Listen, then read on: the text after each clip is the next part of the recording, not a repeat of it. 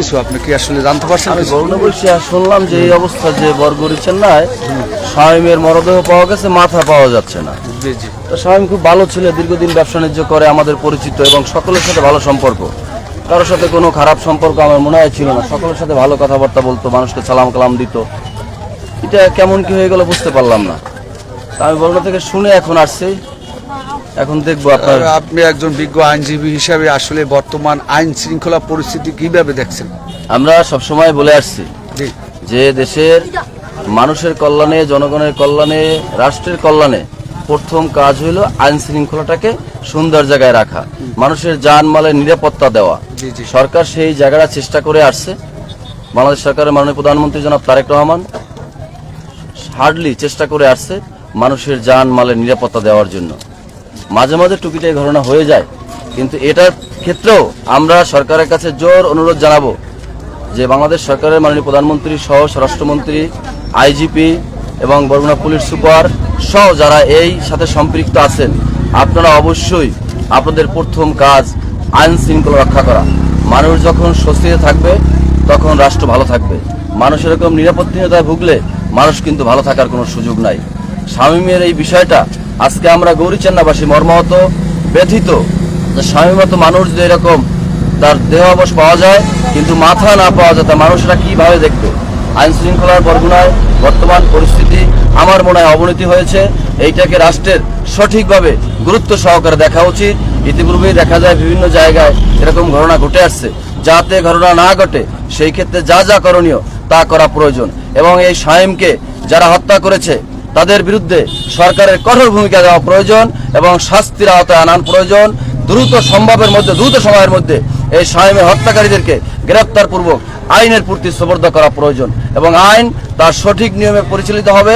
সেই ক্ষেত্রে আমরা মনে করি সরকারের যারা বিভিন্ন গোয়েন্দা সংস্থা এখানে আছেন, আপনারা নির্দ্বিধায় নির্বিঘ্নে অপরাধীদেরকে চিহ্নিত করে গ্রেপ্তার করে আইনের প্রতি সোপর্দ করেন এবং এতে এই মানুষের আইনের প্রতি শ্রদ্ধা থাকবে, বাড়বে। আর যদি দেখা যায় এরকম ঘটনা ঘটে, আপনারা সন্ত্রাসী তারপরে এই যারা হত্যাকারীদেরকে গ্রেপ্তার করতে না পারেন, আইনের প্রতি কিন্তু মানুষ শ্রদ্ধা হারাবে। আমরা আইনের প্রতি এখনো শ্রদ্ধাশীল। এই শামীমের জন্য এই গরিচান্নার সকল মানুষ আজকে মর্মাহত, শোকাহত।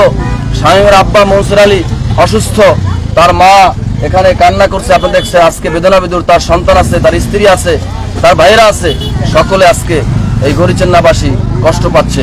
পুলিশ সুপার মহোদয়কে আমরা বলবো, ডিসি মহোদয়কে বলবো, আপনারা দ্রুত সময়ের মধ্যে এই বরগুনায় আইন শৃঙ্খলা পরিস্থিতির উন্নতি করেন এবং এই হত্যাকারীদেরকে গ্রেপ্তার পূর্বক আইনের কাছে সুপর্দ করেন। ধন্যবাদ আপনাকে। দর্শক, আপনারা শুনলেন যে আমরা একজন বিজ্ঞ আইনজীবীর সাথে কথা বললাম।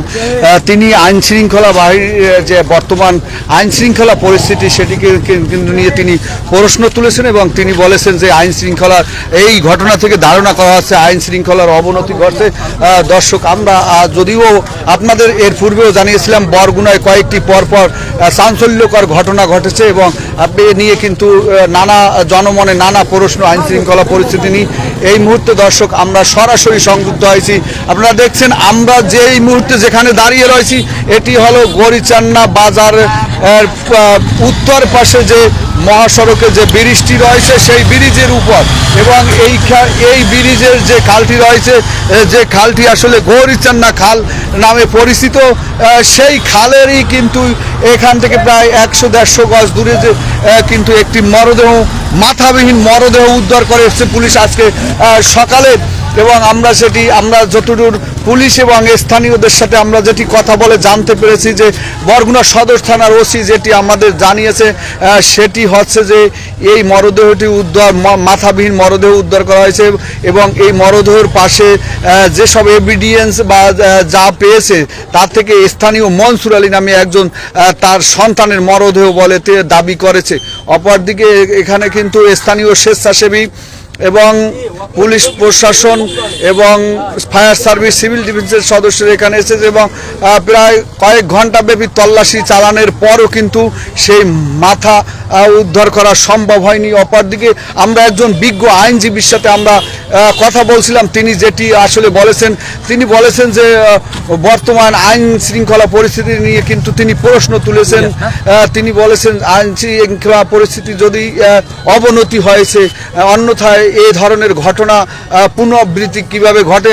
আপনারা জানেন এর পূর্বে আমরা আপনাদের দেখিয়েছিলাম যে বরগুনা জেলা পরিষদের ডাক বাংলা থেকে মা ও 2 শিশুর মরদেহ উদ্ধার করেছিল পুলিশ।